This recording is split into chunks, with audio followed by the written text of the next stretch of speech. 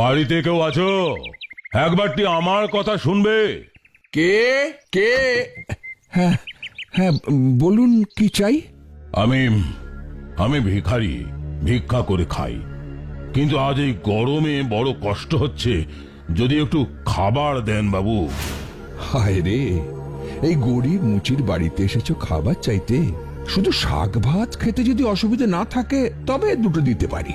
আমি ভিখারি মানুষ, শাক ভাতই আমার কাছে অমৃত, নিশ্চয়ই খাবো। আচ্ছা, ভেতরে এসো। আমার এই ছোট্ট ঘর, দেখার মতো বিশেষ কিছুই নেই। তোমার সঙ্গে আর কে থাকে? আমার সঙ্গে আমার মা, বউ আর 2 ছেলে থাকে। একারই রোজগার কোন রকমে চলে যায় আর কি। এদের তো নিজেদেরই নুন আনতে পান্তা ফুরোয়, অথচ দেখো অভুক্ত ভিখারিকে ফিরিয়ে দিল না। কি ভালো লোক এরা! এরকম মানুষের জন্য কিছু তো করতেই হবে। বলি, শুনছো? রান্না হলে আমাদের এখানেই খেতে দিয়ে দাও।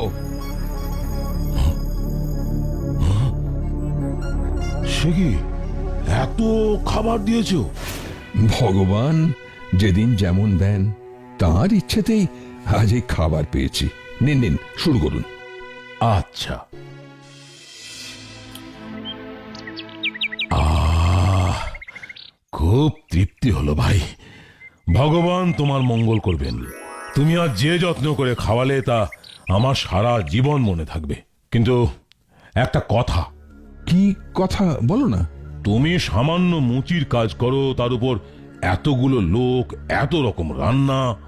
ও হরি, এই কথা?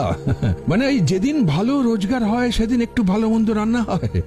কাল একটু বেশি পয়সা পেয়েছিলাম, তাই আজ এমন খাওয়া হলো। বুঝলাম। কিন্তু ভাই একটা কথা বলো, আগামীকাল কাজ না পেলে কি করবে? কালকে চিন্তা কালকে, ঠাকুর ঠিকই কোনো না কোনো উপায় বার করে দেবেন। তা নিয়ে আজ ভেবে লাভ কি? বুঝেছি। সঞ্চয়ের দিকে কোনো মনই নেই ওর, সেদিকে যাতে মন যায় তার ব্যবস্থা করতে হবে।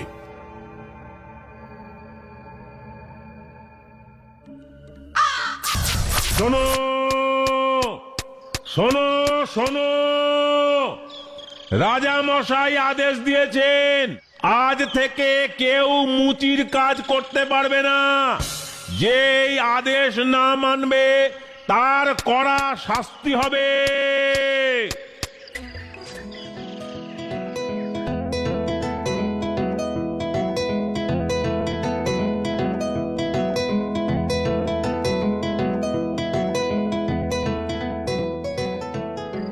ভাই পরাশর, পরাশর, বাড়ি আছো? উমা, তুমি? ঘরে এসো, ঘরে এসো। খুব ভালো লাগলো তোমাকে দেখে। ইস, পথে ঘুরে ঘুরে মুখটা একদম শুকিয়ে গেছে গো। খেয়ে যাবে কিন্তু।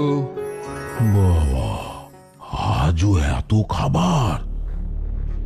ব্যাপারটা বুঝতে পারছি না তো। তবে কি ওর অন্য রোজগার আছে যেটা আমাকে গোপন করছে? এ কি, চুপচাপ বসে আছো যে? আরে আরে, খাবার তো ঠান্ডা হয়ে যাচ্ছে। আচ্ছা পরাশর, একটা প্রশ্ন করব, কিছু মনে করবে না তো? না না, মনে করবো কেন? এখানে আসার সময় শুনলাম রাজার আদেশে মুচির কাজ বন্ধ। তাহলে এত খাবারের আয়োজন হলো কিভাবে? মানে টাকা পেলে কোথা থেকে?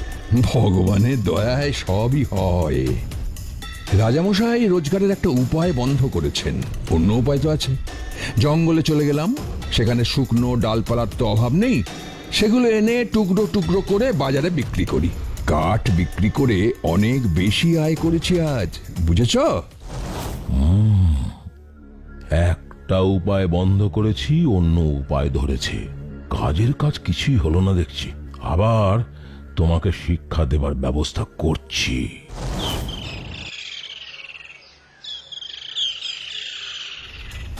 এই এই এই এই দাঁড়াও দাঁড়াও দাঁড়াও, এই কোথায় যাচ্ছ তুমি? আমি আগে আমি যাচ্ছিলাম কাঠ কাটতে। কাঠ কেটে বিক্রি করি আমি। রাজার হুকুম অমান্য করছো, এত দুঃস্পর্ধা তোমার? কি হুকুম জানি না তো। মহারাজ হুকুম দিয়েছেন এই রাজ্যে কোনো গাছ কাটা যাবে না, শিকার করা যাবে না। যে মানবে না তার শাস্তি হবে। শাস্তি হবে? হ্যাঁ, শাস্তি হবে। চলো চলো রাজার কাছে চলো। কেন? আমি তো কোনো কথা না বলে আমাদের সঙ্গে চলো চলো চলো। ও, তুমি রাজার আদেশ না মেনে জঙ্গলে গিয়েছিলে। রাজার আদেশ অমান্য করার শাস্তি তুমি জানো? আগে আগে আপনি আপনি বিশ্বাস করুন, আমি আমি সত্যি এই আদেশের কথা জানতাম না হুজুর। তা জঙ্গলে যাওয়ার কারণটা কি? আগে ওই গাছের শুকনো ডালপালা কাটতে, কাঠ বেচে রোজগার করি, তাতে আমার সংসার চলে। কিন্তু আজ তো আমি কাঠ কাটিনি। কাঠ কাটার আগেই তোমাকে ধরে এনেছে, তবে তো দোষ হয়নি। আমি কিন্তু তোমাকে অন্য কাজ দিতে পারি। অন্য কাজ দেবে না? মানে সে তো খুব ভালো। কি কাজ হুজুর? বলুন না, বলুন না। আমি করব, আমি করব। রাজ দরবারের জন্য একজন প্রহরী লাগবে। সেই প্রহরীর কাজ করতে পারবে? খুব পারবো হুজুর। আচ্ছা, তুমি ওদের সঙ্গে যাও। ওরা যা পোশাক দেবে সেটা পরে এসো। যথা আজ্ঞা। বাহ, বেশ মানিয়েছে, চেনাই যাচ্ছে না একেবারে। বেশ বেশ, হুজুরের দয়া। তাহলে লেগে পড়ো। দরবার রক্ষা করার দায়িত্ব কিন্তু তোমার। আগে হুজুর। এই তলোয়ারটা নাও পরাশর, এটা সর্বদা সঙ্গে রাখবে।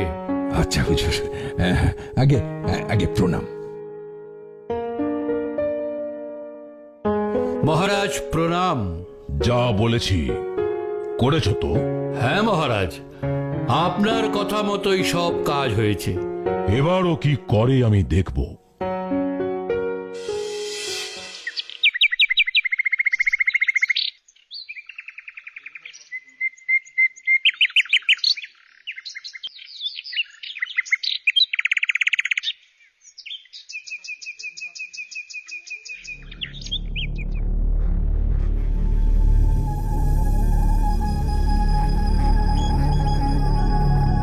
কি পরাশর, তুমি এখানে?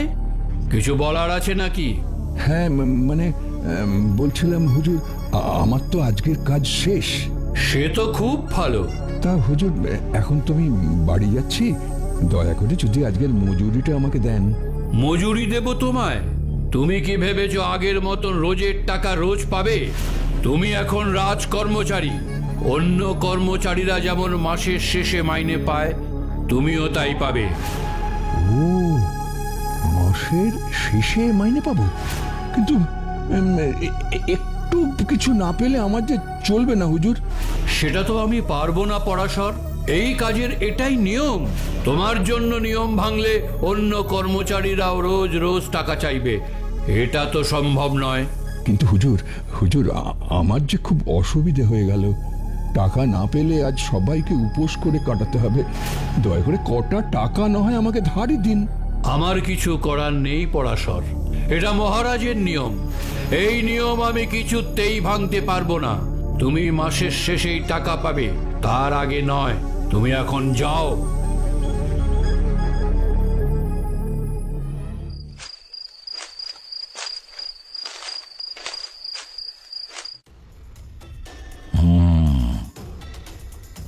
আজ মনে হয় পরাশরের খুব শিক্ষা হয়েছে। পরাশর ভায়া, পরাশর ভায়া, শুনছো? ঘরে আছো? আরে তুমি? আরে এসো এসো, ভেতরে এসো, খাওয়া দাওয়া করে যাবে কিন্তু। কি আশ্চর্য, আজও এত খাবার! এটা কি করে সম্ভব? ও তো বলেছিল টাকা না পেলে সবাইকে উপোস করতে হবে। তবে কি চুরি করলো? ওমা, আরে খাচ্ছ না কেন? তুমি খাও। পরাশর, এই রাজা তো কাঠ কাটা বন্ধ করে দিয়েছে। তা আজ কি উপায়ে রোজগার করলে? এত খাবার করেছো তাই দেখে বলছি আর কি। আর বলো না, তবে শোনো, তোমাকে আমি বলছি। বাহ, তোমার তো তাহলে ভালোই হলো। কিন্তু টাকা তো পাবে সেই মাসের শেষে, অন্য রাজকর্মচারীরা যেমন পায়। আজ তবে এত খাবার জোগাড় করলে কিভাবে? শুনবে তুমি, কিন্তু কথা দাও, কাউকে তুমি বলবে না। আরে না না, কাউকে বলবো না, কথা দিলাম। আরে কাজের জন্য মন্ত্রীমশাই তো আমাকে একটা তলোয়ার দিয়েছিলেন। সেটাই একটা দোকানে বাঁধা দিয়ে টাকা এনেছি। আর একটা কাঠের তলোয়ারও এনেছি। হায় ভগবান, কিছুতেই কি আর শিক্ষা হবে না?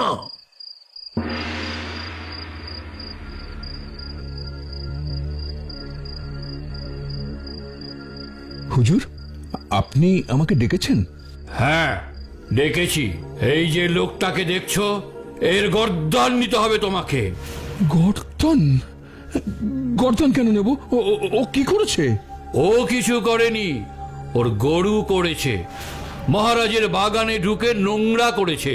গরুকে ও সঠিক শিক্ষা দিতে পারেনি, তাই মহারাজ ওকে শাস্তি দিতে বলেছেন। এ কাজ কি আমি করতে পারবো হুজুর? জীবনে একটা পাখিও আমি শিকার করিনি, আর এ তো একটা জলজান্ত মানুষ। এজন্যই তো তোমাকে বলছি পরাশর, যাতে তোমার মনে সাহস আসে। একটু বুদ্ধি করে কাজটা করতে হবে, কারণ কাঠের তলোয়ার দিয়ে গর্দান নেব কি করে, দেখাই যাক। হুজুর, মহারাজের আদেশ আমি অবশ্যই পালন করব, কিন্তু আমারও একটা কথা আছে হুজুর। ও যদি নির্দোষ হয় তবে আমার এই তলোয়ার কাঠের হয়ে যাবে।